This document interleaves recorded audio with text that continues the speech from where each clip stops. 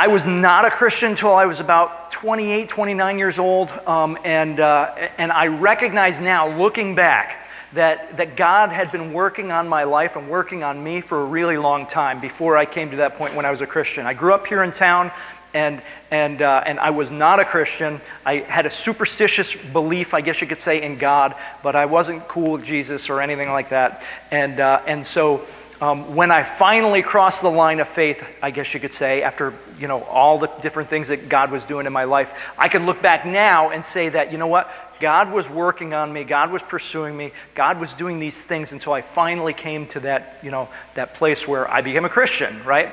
And it was actually a long process and a long time and lots of events that I can go back and look at. Wow, this happened way back then before I ever believed in Jesus or, any of those things. And I recognized afterwards when I became a Christian that Jesus substituted himself for me to pay for my sins on the cross, right? That I broke the law, I broke God's law, but Jesus died to pay my fine, right?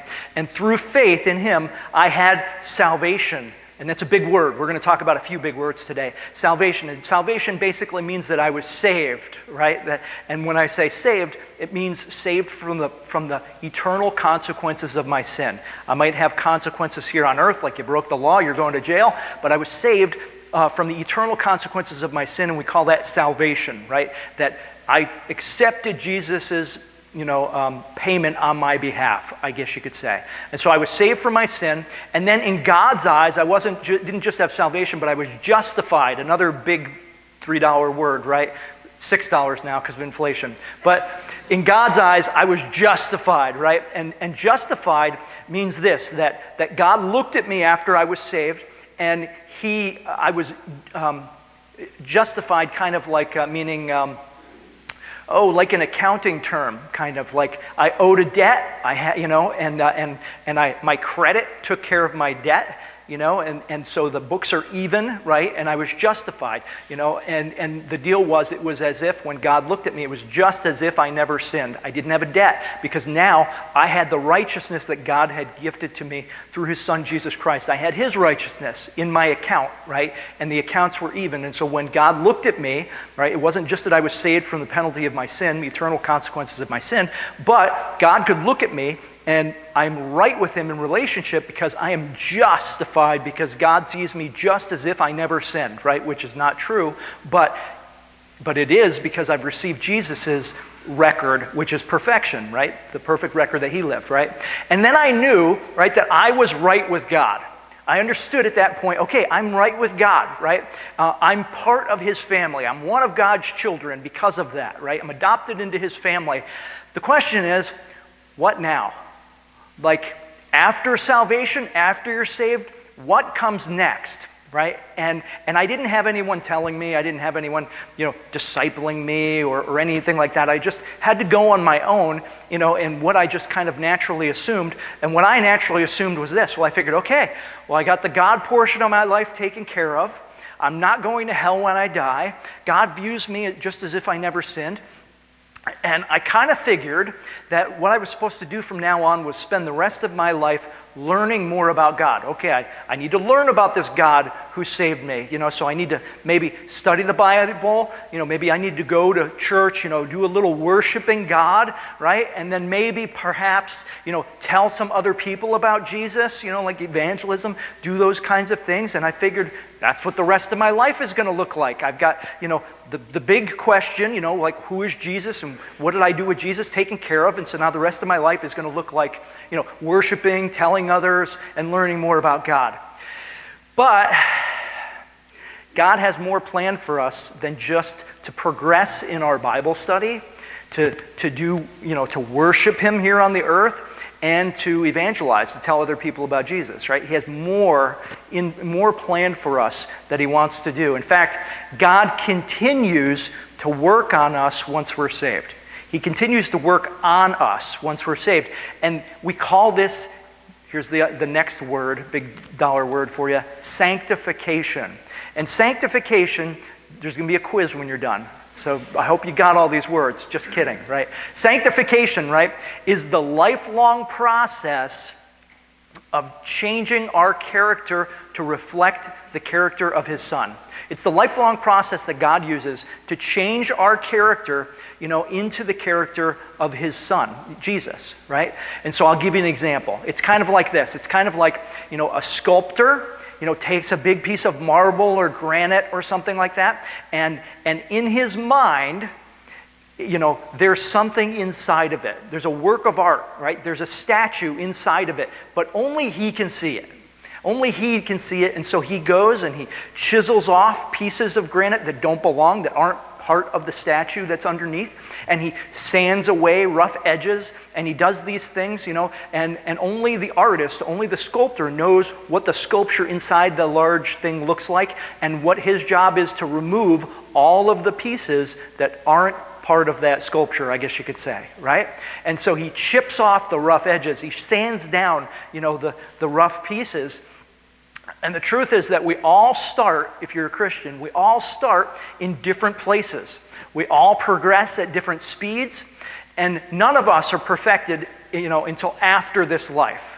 None of us are ever perfect in this life. But this process by which God is doing this, he's working on us, chipping away the rough edges, sanding off and smoothing certain places and making us into changing our character into the character of his Son, Jesus Christ, right? And one of the tools that God uses to change us over time is hardship. I hate hardship, right? We probably all hate hardship. But one of the tools in which he uses is this thing that the Bible calls hardship. And it's people in our lives, it's situations, it's consequences of things that we've done, right? But we call it hardship, all right? And it's often hard to see God working in our life while we are enduring hardship. It's hard to see what God is doing when you're under pressure. It's hard to see what God is doing when you're in relationship with somebody who is just horrible to you. Or, something else, a situation that is just unfathomable. Like, why am I going through this pain? Why am I going through this time? Why is this trial happening to me? But God uses hardship. And it's really hard to see, though, what God is doing and how he's working while we are enduring this hardship. It might be easier years later, after the fact, to look back, in your life and say, this is what God was doing at that point in my life. But it's really hard when you're going through it, right? It might be easier, in fact, to see it in someone else's life, what God is doing through that hardship, than it is for them to see it. And so what we're going to do today is we're going to look at how God works through the hardship in someone's life, right? And we're going to be in Genesis 29, 1 through 30, right where we left off last week. You can look along in your Bibles. Please do. Don't take my word for it, but I'll put the verses up on the screen. And what we're going to read today is about God using the hardship in the life of a man named Jacob to change him. We looked last week, and saw about Jacob and Jacob's ladder or the stairway to heaven, Jacob's stairway to heaven, whatever it is. So let me tell you a little bit about Jacob if you weren't here with us. But Jacob is a character. Like, he is a piece of work, isn't he? Like, if this was your son-in-law or your son or your friend or something like that, you would have a hard time with Jacob probably. Jacob has a lot of character defects, and we looked at them over a course of time here. He seems to be a lazy guy, to be honest with you, because we never hear of him doing much. His brother was a big hunter. His brother did all kinds of things. He seems a little soft, like a girly man. He was a mama's boy, and he's a slow starter. His brother has 3 wives at this point. He's in between 50 and 70, and he's got no wife, and he's never lived outside of his parents' house. And now he's not only a slow starter and maybe a little lazy, but he's also easily manipulated. He's manipulated by his mom, right? So the woman in his life manipulates him a lot. His mom, we saw, right? And here's the biggest thing about him. He is a deceiver.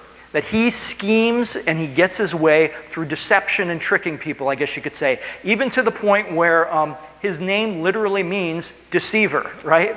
And so, just to recap a little bit for you about what we looked at before, Jacob scammed his older brother out of his birthright. We looked at that a few weeks ago, right? He traded it to him basically. He waited until he was starving, supposedly, and traded him a bowl of red stew for it, and he even threw in some bread because he's a nice guy, right? And he stole his brother's birthright, scammed him out of it, right? And then Jacob listened to his mother when she cooked up this scheme to steal his brother's blessing from his father.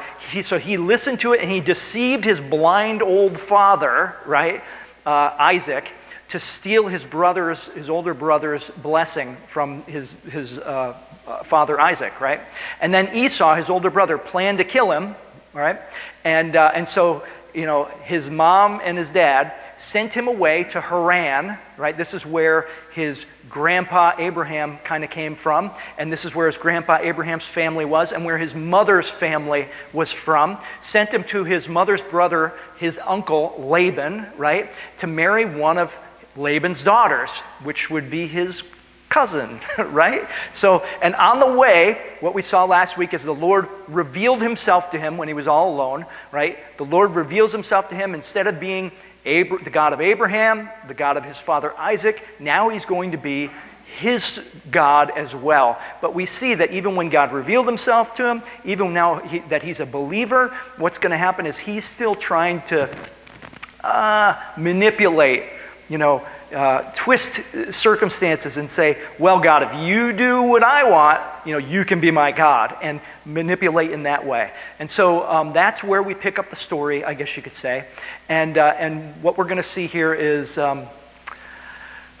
where it goes from here. So then Jacob continued on his journey, meaning after he had this interaction with God, he saw the stairway to heaven, he's saved, he recognizes, okay, God can be my God if he's going to protect me, if he's going to do this for me, if he's going to do that for me, right? Then Jacob continued on his journey and came to the land of the eastern people. And so what God is going to do is God, has saved Jacob now, and now he's going to start working on Jacob. So Jacob continued on his journey and came to the land of the eastern peoples. There he saw a well in the open country with 3 flocks of sheep lying near it because the flocks were watered from the well. The stone over the mouth of the well was large. So it was a big, large stone that was over the mouth of the well. And this well is what they would use, obviously, to water the sheep. He shows up at this place. Now, you're not going to see God in this mentioned at all today. But through the circumstances, you can see that God is leading him, directing him, circumstances and things going on. So, for example, he shows up to this place on his journey, and it was a very long journey. He shows up to these people, and when all the flocks were gathered there, the shepherds would roll the stone away. Notice it was a large stone, and it takes shepherds, more than one, to move this stone, to roll it away from the well's mouth and water the sheep. Then they would return the stone to its place over the mouth of the well. And Jacob asked the shepherds, "My brothers, where are you from?" So he shows up on his long journey. He was in the wilderness before. He shows up. There's a well. Where are you guys from? And they say, "We are from Haran." Well, that's where he's going, right? What a coincidence. He meets these guys, and they happen to be from, these shepherds are from the place that he's heading to. So God has sent him in the right direction, right? And then he said to them, "Do you know Laban, Nahor's grandson? Because whose house was he supposed to go to?" Laban, his uncle's house, who he had never met, right? And they say, "Yes, we know him," they answered. Then Jacob asked him, "Is he well?" "Yes, he is," they answered. And here comes his daughter. Who is Jacob supposed to marry and find a wife from? One of Laban's daughters. And here comes one of Laban's daughters. What a coincidence, right? His daughter Rachel with the sheep. And this is a big deal too, because the sheep are like, it shows how affluent someone is. So Rachel's coming. Oh, my uncle's coming, and wow, he's doing pretty good for himself. He has lots of sheep, right? So look, he said, the sun is still high. It is not time for the flocks to be gathered. Water the sheep and take them back to pasture. He says, well, here she comes with the sheep, and it's my uncle's daughter, and she's bringing them here because she's the shepherd, and it's not time for the sheep to be here. It's really hot in this part of the day. Water the sheep and bring them back to the pasture, right? And take them back to the pasture. But the other shepherds there say, "We can't," they replied. Or maybe they are saying that that's not the way we do it, or maybe we can't do it. I'm not exactly sure. He says, "We can't," they replied, "until all of the flocks are gathered and the stone has been rolled away from the mouth of the well. Then we will water the sheep." In other words, we don't do it that way around here. We got to wait till everybody's here and then we move the stone, and it's not time to do that yet. Or maybe they were saying, well, it's a really big stone and, takes lots of people to move it. While he was still talking with them, Rachel came with her father's sheep, for she was a shepherd. And when Jacob saw Rachel, right? Like, there she is, right? Got to impress her, make a good first impression, right? Daughter of his uncle Laban, and Laban's sheep, right? He saw her. Wow, here she comes. I want to make a good impression. Look at my uncle. He must be pretty rich. He has all of these sheep.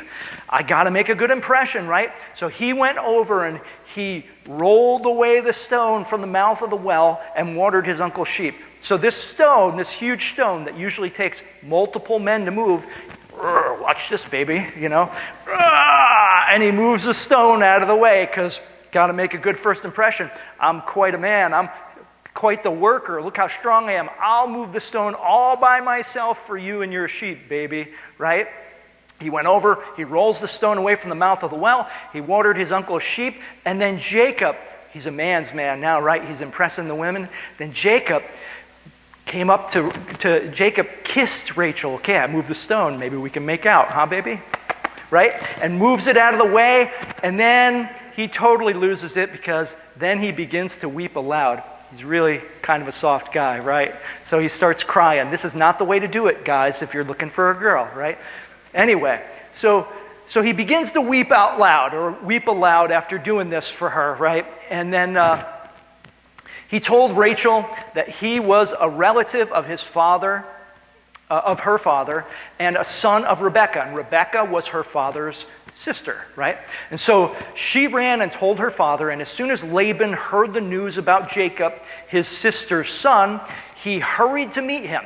He embraced him and kissed him and brought him to his home. And there Jacob told him all of these things. So this sounds like it is going great for Jacob, doesn't it? He had to pull up his skirt and run away from home because his brother was going to kill him. His brother was the manly one and he was the girly mama's boy, right? And mom and dad sent him out, and then he meets God and everything's going great because he's a Christian now, right? And he goes there and God is orchestrating things. They work great. God brought him to where he was supposed to go. He met the people he was supposed to meet, and he meets her daughter, and this is fantastic. She's a great woman. He's rich, and all these things. Uncle brings him into the house, and then Laban said to him, "You are my flesh and my own flesh and blood." And this sounds great that he's saying, "Oh, you are my own flesh and blood. You are my sister's child, my nephew," right? And that's what it seems like what he's saying. But actually, what I think he's saying is this: you're a chip off the old block. You are just like me. And you're going to see in a minute why I say that. After Jacob had stayed with him for a whole month. You ever had anybody stay with you for a whole month? So he stayed for a whole month, and Laban said to him, "Just because you are a relative of mine, should you work for me for nothing? Well, don't you think you should have figured out wages before I stayed there for a whole month and worked for free?" So he worked for free for him for a whole month, and then Laban says to him, "Just because you're a relative, I should probably pay you something. What would you like, right? Should you work for me for nothing? Tell me what your wages should be. Name your price. What would you like, right?"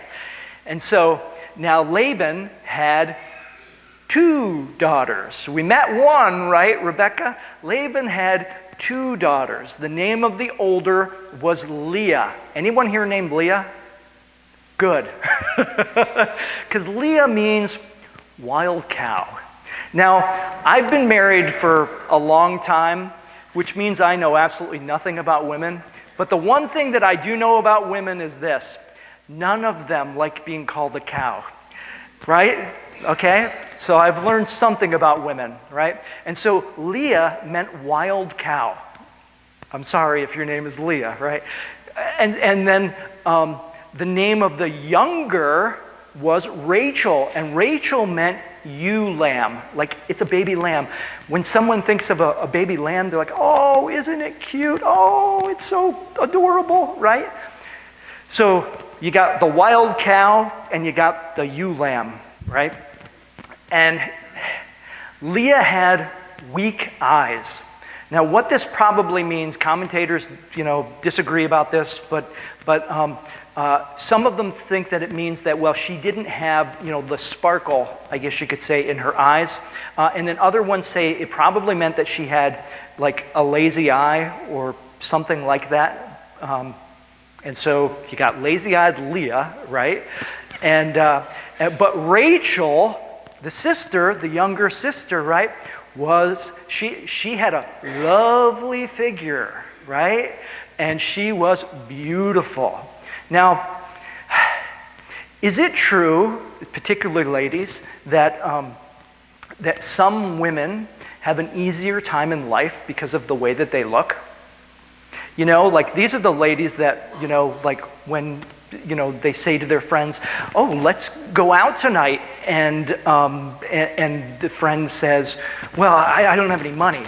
And the friend says to them, oh, well, we'll just have guys buy us drinks or whatever, And the other friend is thinking, well, it doesn't work that way for me, right? Maybe it works that way for you. Maybe you always get a front row seat. Maybe you always do this. Maybe your life goes a little bit easier because of the way you look, but it's not like that for all women, right? That there's a difference sometimes. Sometimes people have a harder life, ladies, right, than someone else because of the way that you look. Is that true today? It is, isn't it? It was true in that time too. The Bible's a true book, right? And so this is really what's going on. That one of them, because of her looks, has a harder life. One of them, because of her looks, probably has an easier life, clearly has an easier life. And then, which one do you think Jacob is interested in? But Rachel had a lovely figure and was beautiful. Jacob was in love with Rachel, right? The younger daughter, the beautiful one, right? And he said, I'll work for you for 7 years in return for your younger daughter, Rachel. So I'll be a slave. I won't take any pay. I'll just live here and you feed me. And I will work for 7 years to be with that younger daughter of yours, Rachel. And so to this point, we don't know that he did a lot of work. We don't hear of him doing any work at all when he's at his dad's house. We don't hear of him being, ambitious to do anything. But suddenly, he's got something to work for, right? He's inspired to work for 7 years. And just so you know, ladies, a good woman could be, a good inspiration for a man to rise to the occasion and I'm going to need to get a job. I'm going to need to get a car if I want to date that woman or whatever, right? And this is a good thing, all right? So this is what God is doing. One of the things God's doing in his life, he's teaching him how to work and be ambitious, right? And Laban said, it is better that I give her to you than to some other man. Stay here with me. In other words, yes, it's better that I keep her in the family and give her to my daughter or my sister's, my nephew, than to some other stranger outside of the family. So stay here with me for 7 years and work for her, right? So Jacob served 7 years to get Rachel, but they seemed like only a few days to him because of his love for her. Oh, isn't that sweet, ladies, right? But this is the issue. The guy who didn't want to work, he's working, and he's working hard because he's got a goal in mind now. He's going to earn that girl. He's going to, whatever, right? And so, and the time flew by, 7 years of slavery, basically, of being a servant and a slave to his uncle Laban, right? Then Jacob said to Laban, give me my wife. Yes, after 7 years, you'd be ready to get your wife, right? Give me my wife. My time is complete. So Laban didn't even say, okay, your time is almost up. It's Jacob has got to tell his uncle, hey, my time's up. I served 7 years, right? My time is complete, and I want to make love to her. So Laban brought together all the people of the place and gave a feast. This is a wedding, right? They're having a wedding. He's having a feast. It's a wedding, and their weddings usually lasted like a week, and so they're having a big wedding party, and so there's Jacob, there's Rachel with the veil on, and they have their wedding, and they're partying, and they're having a good time, and I'm sure they're drinking and having a fine time, and it's finally the wedding day. He worked for 7 years for this.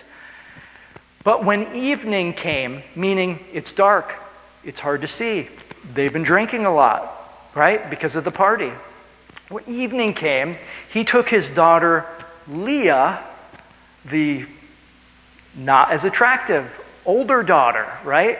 And he brought her to Jacob, right? Slipped her into the tent, right? Okay, put a veil on her. Bring her into the tent. It's dark. He's drunk, right? And Jacob made love to her. And Laban gave his servant Zilpah, this is going to become important later with the servants, to his daughter as her attendant. So that was like the gift, the wedding gift was, I gave her an attendant. Now this was my servant. Now it's her servant, her attendant, and you'll see why in a couple weeks, why this becomes important. But when morning came, there was Leah. It's the wrong girl. How many guys, this is like your worst nightmare, right? You wake up and you're married to the wrong woman. I know it happened to most of us, right? Just kidding. Just kidding. Morning came, I know, Frank. Morning came and there was Leah. So Jacob said to Laban, "What have you done to me? What have you done to me?" Right?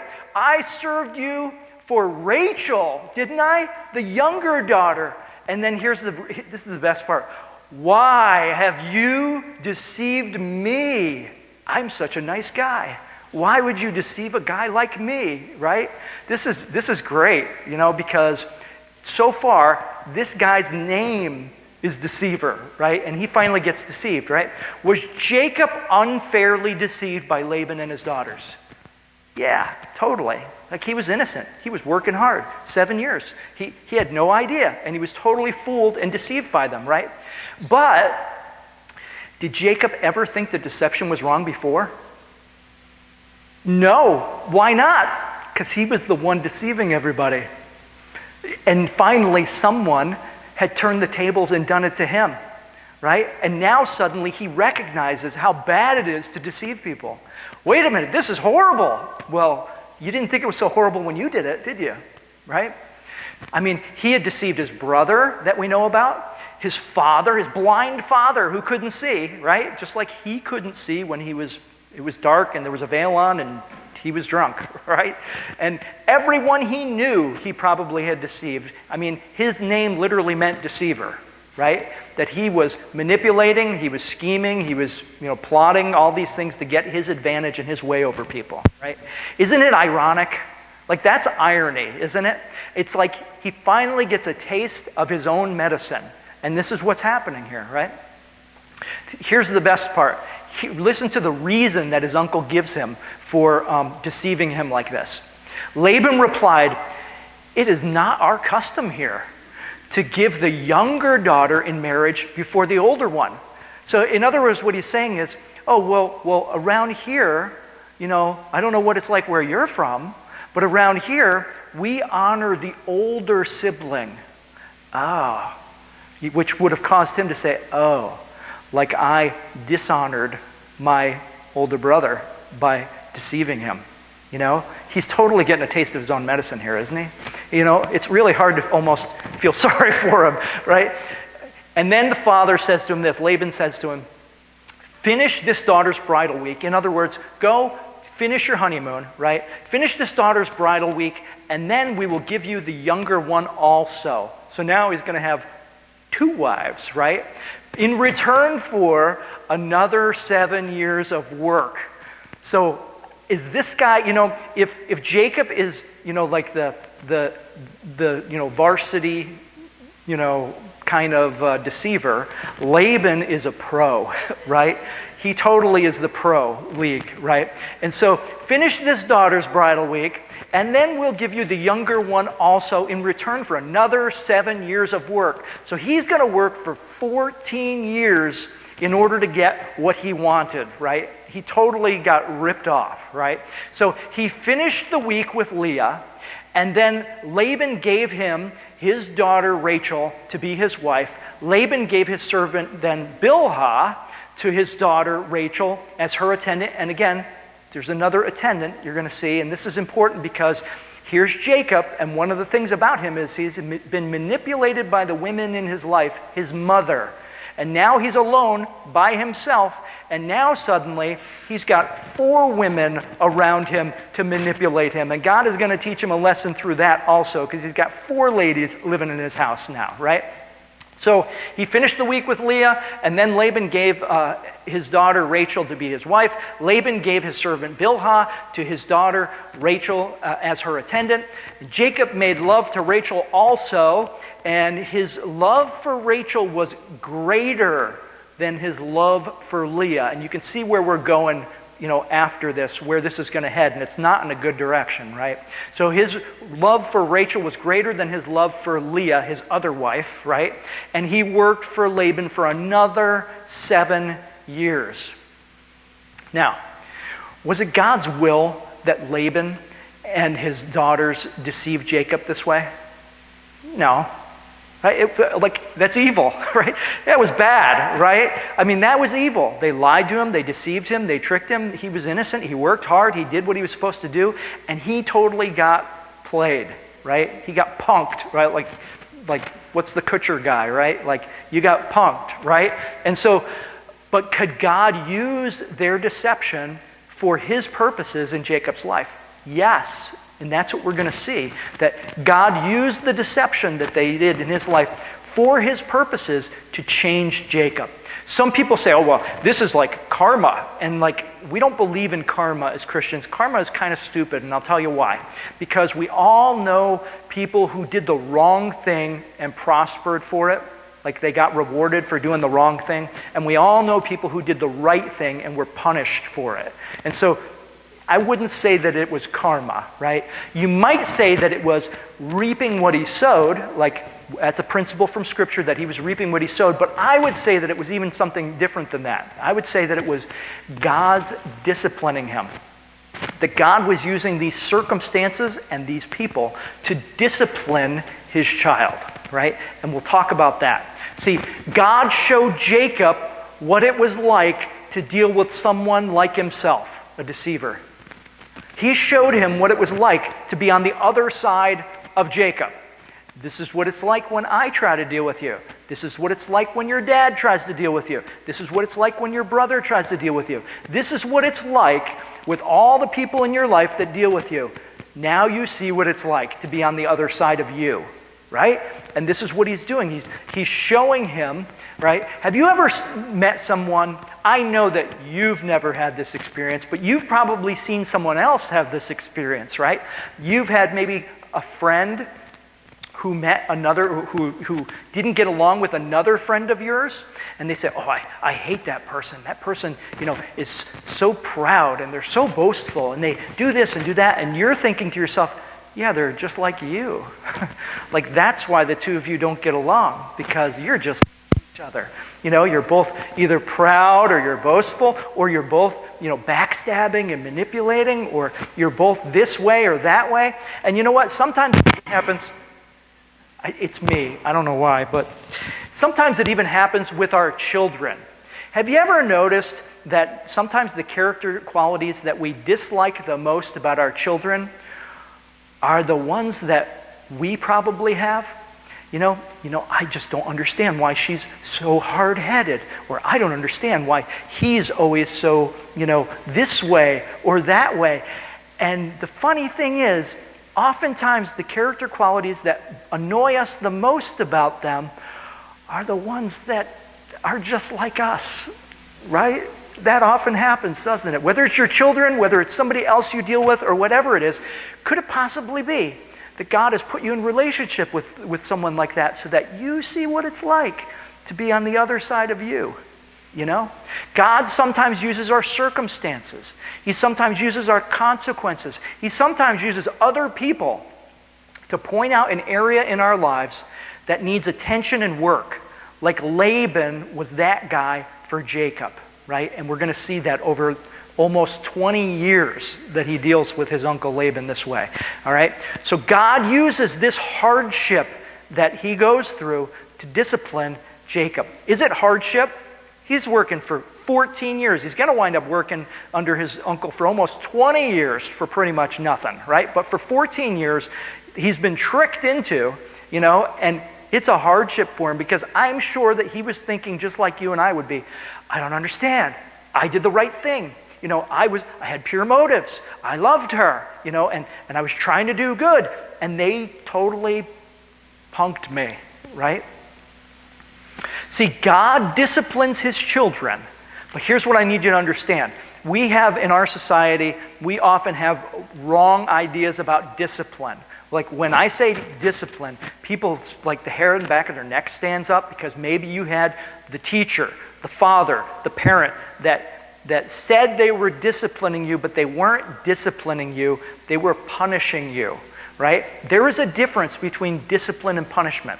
One aspect is that discipline has a positive side, not just a negative side. But God disciplines his children. He doesn't punish them. God punishes sinners who are unrepentant in hell eventually, right? But God does not punish his children. He disciplines them. See, punishment is to pay them back for what they've done in the past, right? Like, you broke the law, you need to pay. You need to be punished for what you did. You did that, you need to be, you need to be even. I need to get even with you. And that's how we punish, right? Punishment is to make them pay for what they did in the past. But discipline is different. Discipline is for the good of the person being disciplined. Discipline is you discipline your children, if you're a good parent, right, and you understand discipline, you discipline your child so that they will become self-disciplining so that you don't have to discipline them anymore because they are self-disciplined. In other words, it's kind of like you correct your child so that they will become self-correcting so that you don't need to correct them anymore. They can steer their own boat and guide themselves through life. You correct them so that they're self-correcting. And you have a future goal in mind by disciplining your children. And the future is that you won't have to discipline them anymore because they will be self-disciplining and can guide their own boat and steer themselves through life, if that makes any sense, right? And you discipline your children to keep them from harming themselves and from harming other people and from harming, maybe their relationship with you in some way. So like you discipline a child that goes to touch a hot stove because you don't want them to hurt themselves, not because you're punishing them for paying them back for touching the hot stove, right? It's so that then next time they think about touching the hot stove, they will think to themselves, oh, I shouldn't do that. And they won't do it on their own. They're self-disciplining, right? And the future goal is in mind, right? Hebrews 12, 7 to 12 talks about this. The writer of Hebrews tells us about God disciplining his children. And here's what he says. Endure hardship. Hardship might be a situation. It might be a consequence. It might be a person that you're in relationship with. Endure hardship as discipline. God is treating you as his children. For what children are not disciplined by their father?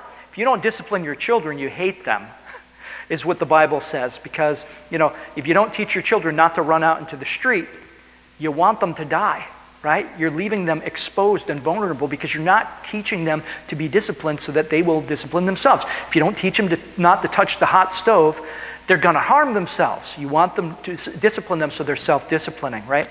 So if you are not disciplined, and everyone undergoes discipline, then you are not legitimate, not true sons and daughters at all. Moreover, we have all had human fathers who discipline us, and we respected them for it. How much more should we submit to the Father of spirits and live? They, meaning the human fathers that we had, right, disciplined us for a little while as they saw best. In other words, they were sinners just like me and you. They disciplined us as they saw best. They could have been wrong, right? But God disciplines us for our good. in order that we may share in his holiness. That's the future goal, that he disciplines us so that we would become self-disciplined, so that we would be holier and have the character of God and his Son, right? No discipline seems pleasant at the time, but painful, right? Who likes to be disciplined? Nobody. Nobody likes to be told you're wrong. Nobody likes to be corrected. Nobody. It's painful at the time. Later on, though, however, it produces a harvest of righteousness and peace for those who have been trained by it. Therefore, strengthen your feeble arms and your weak legs when you're undergoing, hardship, is what he's saying, because count it as discipline from God. And in Romans, the Apostle Paul talks about it like this, and he explains not just this, but everything, because lots of people read these verses and they don't actually understand them, right? In Romans 8:28 and 29, Paul is talking about how God uses the things in our life. What things? All things. And here's what he says, and we know that in all things, good things, bad things, tragedies, triumphs, right? God uses all things, right? In all things, God works for the good of those who love him, who have been called according to his purpose. So in other words, God is going to use everything in your life, the good and the bad, for his purpose, right? Well, what's his purpose? For those God foreknew, he also predestined to be conformed to the image of his Son, that he might be the firstborn among many brothers and sisters. So God uses all things for his purpose in our life, and his purpose for our life is not our comfort, it's our character. His purpose in our life is to conform us to the image of his Son. Sometimes that's done in good ways that we would say, yay. Sometimes it's done in bad ways that we would say, that hurt. Right? See, here's the big idea. The big idea is that God uses the circumstances, the consequences, and even difficult people over time to shape us into the image of his Son. Like chipping off blocks, sometimes it's a big piece that's hammered off with the chisel and hammer, and sometimes it's just a little sanding here and there, right? But he's shaping us through all these circumstances, all these consequences, all these relationships in our life, to the image of his Son, Jesus. See, we need to know that God is always working in our lives, because knowing there is purpose and profit, especially in the hardships that we go through, might help us to endure those hardships. Like, who wants to suffer? No one. But if you're suffering with a purpose, it's slightly different. If you're exercising, if you're lifting weights, if you're doing something hard and there's something good at the end of this, even though it's very painful now, then you're more inspired to do it, right? And there is a reason to go through the hardships that we go through in this life. And the reason is God's purpose in our life to change us, to shape us into the image of his Son. So let me tell you about when I was about 30 years old. I was a baby Christian. I was just saved maybe a year or two. And in my life, things had been going really well. So I was married to my best friend, my wife, right? We had our first child, and I couldn't wait to get out of this area. I joined the military. We eventually came back. I was putting her through college. We were going through college, and I had a good job, and every job I had after that was a good job where it was a promotion where I pretty much made more and more money, and I was doing really well for myself at the time, 20-something years ago, right? And so what happened was we were pregnant with our second child. I bought a brand new vehicle, brand new truck, first new vehicle I ever bought in my life, last one too, by the way. And we bought a house. We moved into the house. This all happened in the matter of probably 2 months. And then the company that I was working for down in Allentown, I was commuting down to Allentown every day, was bought by a Japanese company, and I was laid off. After just buying a brand new truck, finding out my wife is pregnant, and buying a house. And I was like, oh no, what am I going to do, right? And so I was like, well, I have to work somewhere. And I actually took a job making less money than I pretty much had ever made in my life at a tape factory over in Mid-Valley over there. And so think of a hairy guy like me making duct tape. That's a dangerous job, right? So I was working at this tape factory, making tape all night, and I was making like just barely above minimum wage, really, but I had to do it. I mean, we needed money, and we were struggling, and I was thinking, God, like, I'm a Christian now. My life, as far as finances, was always looking up, and now I'm not sure we're going to make it even. Like, what are we going to do? Just bought this new truck, just bought a house, got a baby on the way, second child on the way. I don't know what we're going to do. And, I was probably there a year, 6 months to a year before I went somewhere else. But during that time, one of the things that I struggled with was, I was 30 at that point. I struggled to relate to some people that had to work. I worked in other factories and things like that, but it was always for a decent wage. And I struggled because, I never understood people that really had a hard time and wondered where their next meal was going to come from and whether or not they were going to make it and whether or not they were going to have enough, and people that just felt like they were stuck in the job that they were in, making just barely minimum wage. And I couldn't really relate to that because I had had such good luck and God had blessed me so much in so many ways. But for that 6 months to a year, I was concerned, and I was, had to learn to depend on God, that He was going to provide for me, even though I didn't know what was going on. And some of the things that He taught me during that was to be able to relate to people who are in bad situations, especially financially, and wonder, are we going to make it? Is this going to be okay? And the other thing He taught me during that time was, when we were back on our feet, to appreciate the ways in which He's blessed us and the things in which He's given us. Way more than I did before that happened, because I finally saw what could have happened, if it wasn't for God's grace to us. And that was my experience during that time. And hopefully, one of the things that He taught me during that time was humility. I know you're thinking, Tim, you're not humble at all. Well, you should have seen me before, right? Huh? So, but that's kind of, one of the things that I look back and realize, you know what? I can relate to people who are struggling financially. I can relate to people that don't know if they're going to be able to make it, or lose their house or their vehicle or their truck, and they're concerned, and they got a kid on the way and all those things because of that experience that I had. And now I can appreciate more what God has given me. See, we often ask questions like, how can God change these circumstances? Can He get me away from this boss? Can He get me away from my children? Right? Can He change the circumstances, the financial circumstances that I have? Can He take away, this thing that is so painful in my life right now? We often ask those questions. How can I change these circumstances? Maybe the questions that we should ask more often are, how can these circumstances change me?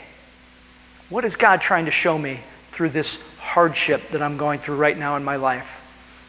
Maybe God is trying to point out some character defect that I have. Maybe I need to be humbled. Maybe I need to see what it's like to be on the other side of me. And the reason I don't get along with that person so much is because they're a lot like me. Or maybe God has put me in relationship with this person so that I would learn to be patient, because they're very impatient or very demanding or something like that. Maybe the question we need to ask more often is, how can I use this hardship, or this hardship be used for, profit in my life, rather than just seeing it as something I need to get out of as quick as possible? Because maybe, just maybe, I know it's true, that God is more concerned about my character than my comfort in this life. Let's pray. Gracious Heavenly Father, I thank You for this message, and Lord, I pray that You would continually remind me of it, because I'm someone who needs to be reminded often, and I know that we all are. Lord, we thank You for Your grace in our lives. We thank You for saving us, but you know what, Lord? Even though it pains me to say, thank You for not leaving us the way we are once we're saved, but continuing to change us into the image of Your Son. And Lord, I pray that that even the hard things that I go through in this life, that You would give us all the eyes to see the good that you caused to come out of going through them, so that you would inspire us not to just get out of them as quickly as possible, but that we would also ask questions about, you know what, how can you change me through this situation? Thank you, Lord, for your Son dying for us and suffering so that we could be saved. And Lord, I know that your purpose is that we would suffer sometimes also to be conformed into the image of your Son. Lord, help us to do this and to learn what you've asked us to do quickly and to change us in whatever way you see fit and not the way that we do. In Jesus' name, amen.